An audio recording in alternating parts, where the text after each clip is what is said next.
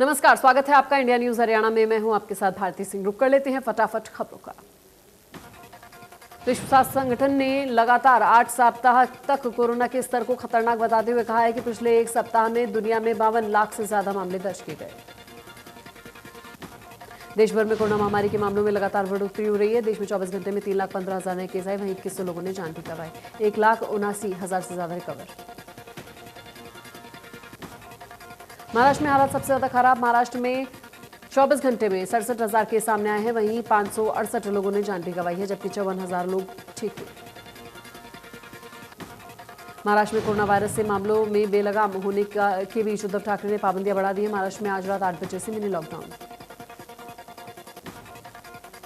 नई गाइडलाइंस के मुताबिक सभी सरकारी दफ्तर केवल 15% कर्मचारियों के साथ ही मौजूद रहेंगे। ये पहले 50% था। कोविड-19 मैनेजमेंट वाली संस्थाओं को इस मामले में छूट रहेगी। सरकारी आदेश के मुताबिक अब शादी समारोह के लिए सिर्फ 2 घंटे की ही इजाजत होगी। शादी में सिर्फ 25 लोग ही शामिल हो सकेंगे। नियमों का उल्लंघन करने वालों पर 50,000 रुपए का जुर्माना लगेगा। नई पाबंदियों के मुताबिक सरकारी बस 50% कैपेसिटी के साथ चलेंगी। खड़े रहकर सफर करने पर रोक रहेगी। निजी बस वालों की जिम्मेदारी होगी कि दूसरे जिले जाने वाले के हाथ में 15 दिन क्वारंटाइन का स्टैंप लगाए। आदेश में कहा गया है कि जरूरी सेवाओं से जुड़े लोगों को या बेहद जरूरी काम करने के लिए आने जाने की अनुमति दी जाएगी। बेवजह जाते हुए पाए जाने पर 10,000 रुपए का जुर्माना लगाया जाएगा। दिल्ली में कोरोना ने अब तक के सारे रिकॉर्ड तोड़ दिए। दिल्ली में बीते 24 घंटे में कोरोना के 24,000 से ज्यादा मामले सामने आए हैं, वहीं 200 से ज्यादा लोगों की मौत हुई।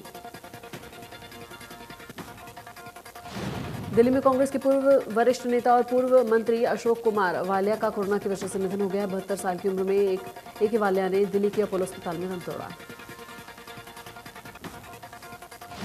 हरियाणा में 55,000 के करीब एक्टिव केसेस मिले हैं। 24 घंटे में 9,000 से ज्यादा मरीजों की पुष्टि हुई। 45 लोगों ने जान गंवाई। दिल्ली से सटे जिलों के हालात खराब। कोरोना की दूसरी लहर की तेजी में पश्चिम बंगाल विधानसभा चुनाव में छठे चरण के 43 सीटों पर वोट डाले जा रहे हैं। इसमें 1 करोड़ से ज्यादा मतदाता अपने मताधिकार इस्तेमाल करेंगे। इस चरण में बीजेपी के मुकुल रॉय, टीएमसी नेता ज्योति प्रियो मलिक और चंद्रमा भट्टाचार्य जैसे प्रमुख नेता भाग ले रहे हैं।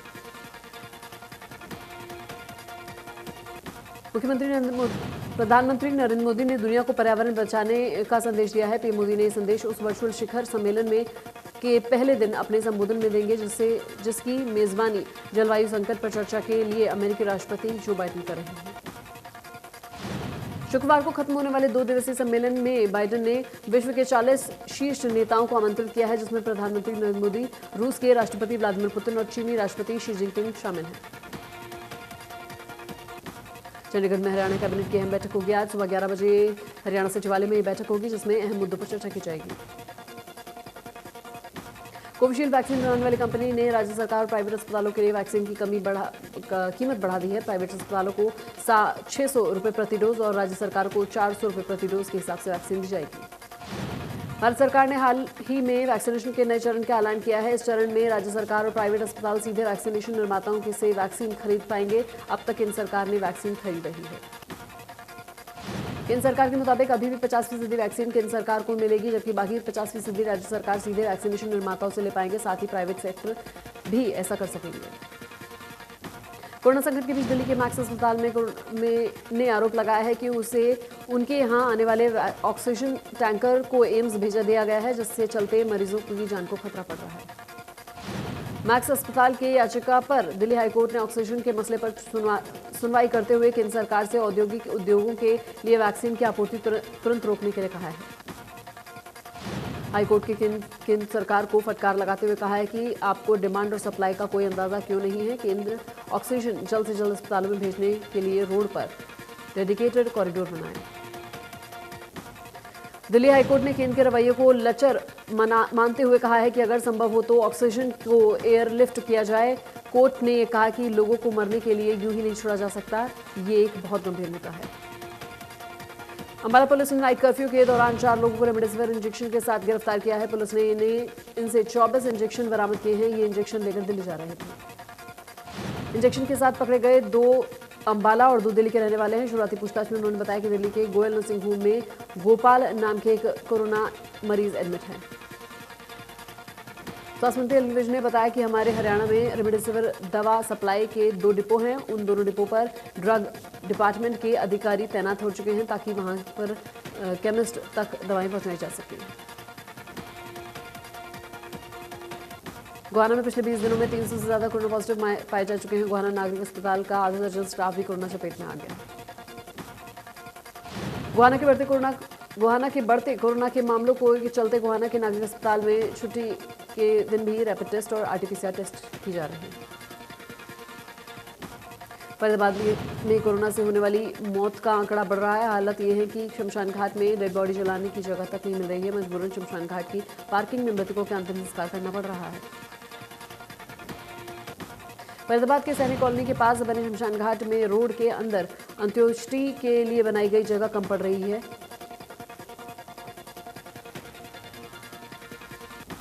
भिवानी एसएचओ ने दुकानदारों से अपील की है कि अगर कोई ग्राहक बिना मास्क के पाया जाता है तो उसकी दुकान को उसके अंदर आने नहीं दिया जाए। इस दौरान मास्क नहीं हो तो सामान भी नहीं मुहैया कराया जाए।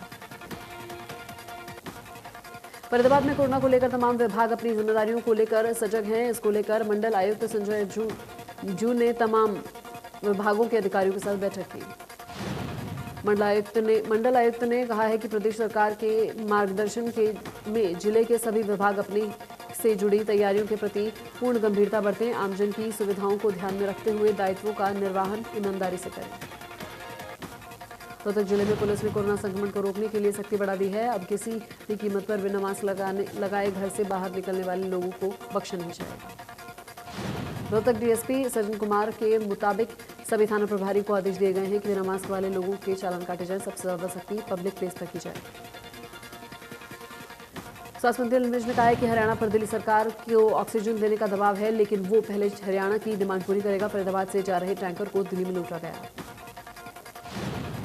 अनिल विज ने कहा कि बहुत संख्या में लोगों को कोरोना सिम्टम आने के बावजूद कोरोना के टेस्ट न कराना, इधर उधर की दवाइयां लेकर खाना, जिसके कारण कोरोना का संक्रमण ज्यादा फैल रहा है। स्वास्थ्य मंत्री ने बताया कि हमने आदेश जारी कर दिए कि डॉक्टर पहले मरीजों का टेस्ट करवाएंगे। अगर मरीज कोरोना पॉजिटिव पाए जाते हैं तो उसे अस्पताल में भेजेंगे, नेगेटिव आने पर ही इलाज करेंगे। धरने पर बैठे किसानों को वैक्सीन लगवाने और कोरोना टेस्ट करवाने के सवाल पर अनिल विज ने कहा है कि आंदोलन अपनी जगह पर है, सुरक्षा अपनी जगह पर है। अधिकारी किसान नेताओं से मिले और बात करें। रेमडेसिविर की कालाबाजारी पर अनिल विज ने कहा है कि हरियाणा में रेमडेसिविर की दवाई सप्लाई करने के 2 डिपो हैं। वहां पर दोनों जगह ड्रग विभाग के अधिकारियों को तैनात कर दिया गया है। बिना आधार कार्ड के दवाई नहीं मिलेगी। कोरोना के चलते सरकारी स्कूल में पढ़ने वाले छात्रों को परीक्षा परिणाम जानने के लिए स्कूल नहीं आना पड़ेगा। शिक्षा विभाग 3वीं से 8वीं कक्षा के छात्रों का रिजल्ट अफसर ऐप पर ही डालेगा। पहली और दूसरी क्लास के छात्रों को अभिभावकों को फोन पर परीक्षा परिणाम दिए जाएंगे। शिक्षा विभाग ने सरकारी स्कूलों के वार्षिक परीक्षा परिणाम के शेड्यूल को जारी कर दिया है। 30 अप्रैल तक रिजल्ट घोषित कर दिए जाएंगे। करनाल में कोरोना का आंकड़ा लगातार बढ़ रहा है। कोरोना के पिछले 24 घंटे में 5 नए मरीजों की मौत हुई है। फिलहाल एक्टिव केसेस का आंकड़ा 3700 के पार पहुंच गया है, जबकि मौतों का आंकड़ा 206 के पार पहुंच गया है। नरवाना में कोरोना के कहर ने एक और जान ली है। कोरोना में से एक महिला की मौत हो गई है। महिला को अग्रोहा में चल रहा था। करनाल के कुछ प्रवासी मजदूर अपने घर जाने के लिए निकलते हुए नजर आ रहे हैं। लॉकडाउन के डर से प्रवासी मजदूर फिर घरों की ओर लौटने लगे हैं। कहा कि घर जाकर परिवार के साथ रहेंगे। गोहला चीका के गांव महमूदपुर में मंदिर में सरकार के आदेश की सरेआम धज्जियां उड़ाई जा रही हैं। बिना एसडीएम की अनुमति के विशाल मेले का आयोजन किया जा रहा है। ये मेला पुलिस चौकी के सामने लगाया जा रहा है। इसमें न तो सोशल डिस्टेंसिंग का पालन किया जा रहा है और न ही मास्क लगाए जा रहे हैं। एसडीएम ने मेले की जानकारी तक नहीं। कोरोना के चलते सरकारी आदेशों के बावजूद फतेहाबाद में अवैध तरीके से कोचिंग सेंटर चला रहे थे। पुलिस ने मामले की सूचना के मिलते ही कोचिंग सेंटर पर रेड मार दिया और बच्चों को बाहर निकाला। कोचिंग सेंटर संचालक को पुलिस ने चेतावनी दी है कि अगर बच्चों को दोबारा कोचिंग सेंटर में बुलाया गया तो सख्त कार्रवाई की जाएगी। मॉडल टाउन इलाके में आईसीएस कोचिंग सेंटर पर भी पुलिस ने कार्रवाई की। सिरसा के करीब आधा दर्जन कोचिंग सेंटर पर शिक्षा विभाग ने छापेमारी की है। जिला मौलिक शिक्षा अधिकारी की टीम ने नियमों को ताक पर रखकर चला रहे कोचिंग सेंटर को बंद कराया और कार्रवाई का भरोसा दिया। सिरसा प्रशासन का कहना है कि जिले में ऑक्सीजन की कोई कमी नहीं है। जिले में पर्याप्त मात्रा में ऑक्सीजन है और जरूरत के हिसाब से मरीजों को ऑक्सीजन मिलेगी। सिरसा के स्वास्थ्य विभाग के deputy CMO doctor Viresh Bhushan के मुताबिक सिरसा जिले में कोरोना को देखते हुए 518 बेडों की व्यवस्था की गई है, जिसमें 242 ऑक्सीजन की व्यवस्था है, 45 आईसीयू बेड की व्यवस्था है।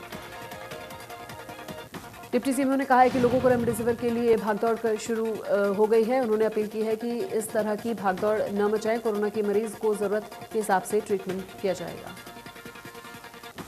नूह जिले में कोरोना के 62 नए मरीज सामने आए। हालांकि 15 मरीज रिकवर भी हुए हैं। नूह के deputy civil surgeon Arvind Kumar के मुताबिक जिले में कोरोना के 175 एक्टिव केसेस हैं। गुरुग्राम में मजदूरों का पलायन लगातार जारी है। सेक्टर 34 के दर्जन भर में बसों को बंगाल और झारखंड में मध्य प्रदेश के लिए लोग रोजाना गुरुग्राम से रवाना हो रहे हैं।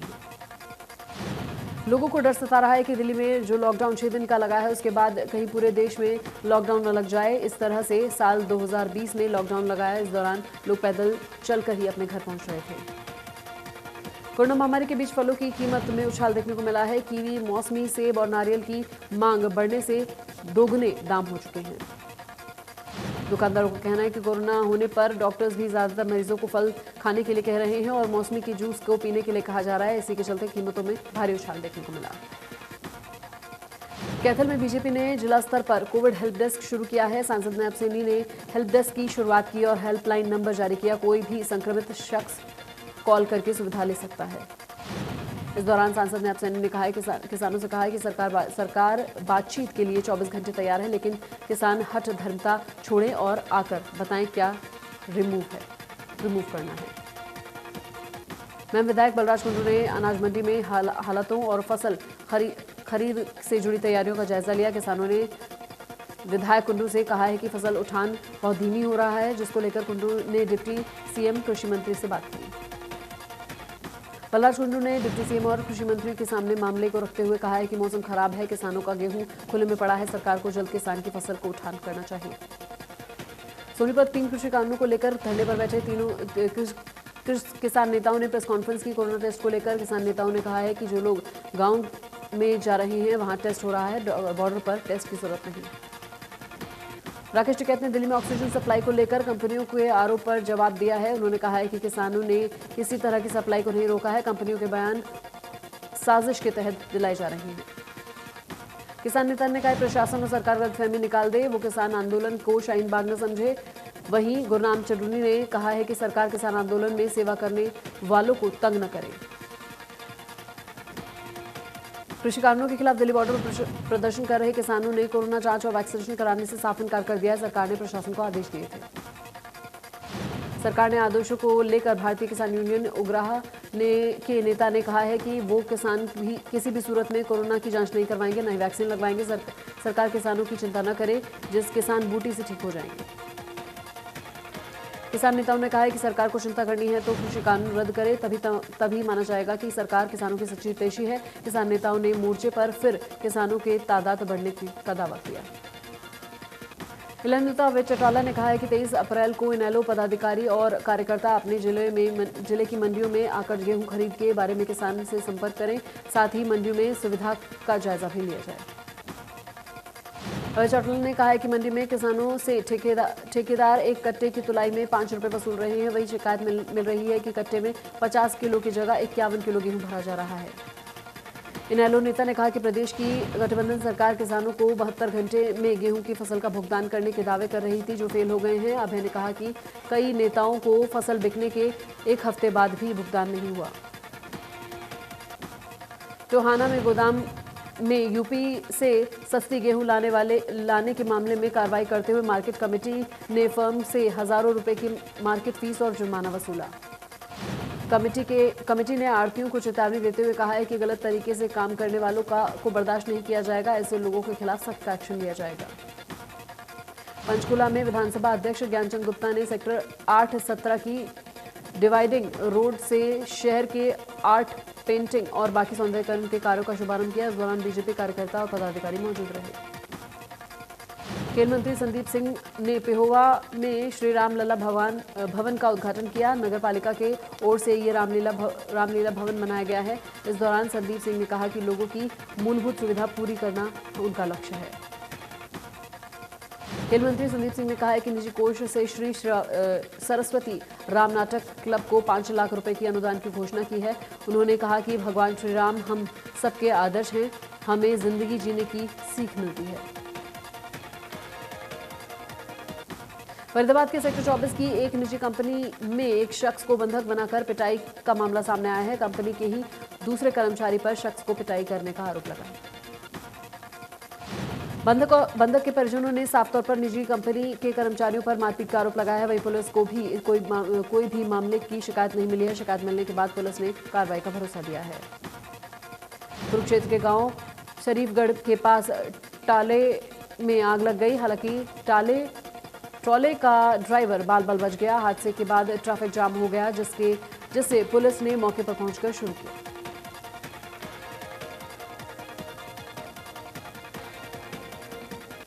भिवानी में दहेज उत्पीड़न के चलते महिला ने जहरीला पदार्थ खाकर खुदकुशी कर ली।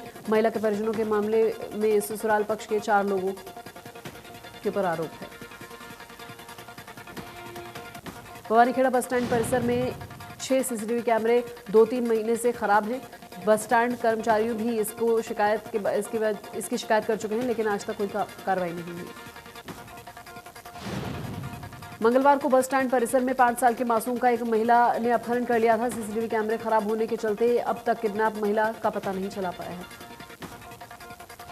फरीदाबाद में कारोबारी और अपहरण और हत्या के मामले में पुलिस ने 3 आरोपियों को गिरफ्तार किया। वारदात 18 अप्रैल को बताई जा रही है। फरीदाबाद क्राइम ब्रांच की कई टीमों ने कई जगह दबिश देकर 3 आरोपियों को गिरफ्तार किया। आखिर अपहरण और हत्या के पीछे क्या वजह थी, इस बात का अभी पुलिस पड़ताल कर रही है।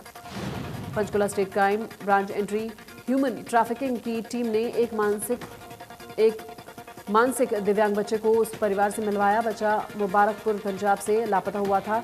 बच्चे के लापता होने पर एफआईआर करवाई गई थी।